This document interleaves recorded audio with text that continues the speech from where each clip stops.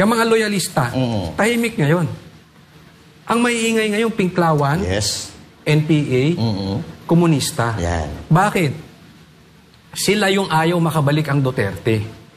At makikinabang sila ang tunay na makikilabang sa impeachment. Dahil pag natuloy ang impeachment, lalabas ang baho ni Marcos. Sigurado ko maglalabas si BP Sara ng baho ng Marcos. Tama. So definitely, pag nagsabong niyang dalawang yan, may matatalo.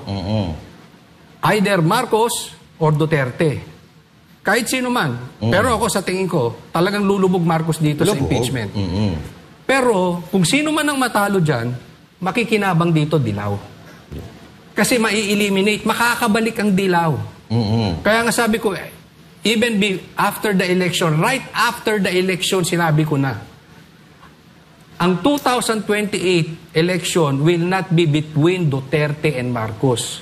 It's going to be Duterte and Pink. Nakikita nyo na po, lantaran ng galawan, sino yung mga nagrarally, sino yung mga maiingay, sino yung pasimba-simba dyan.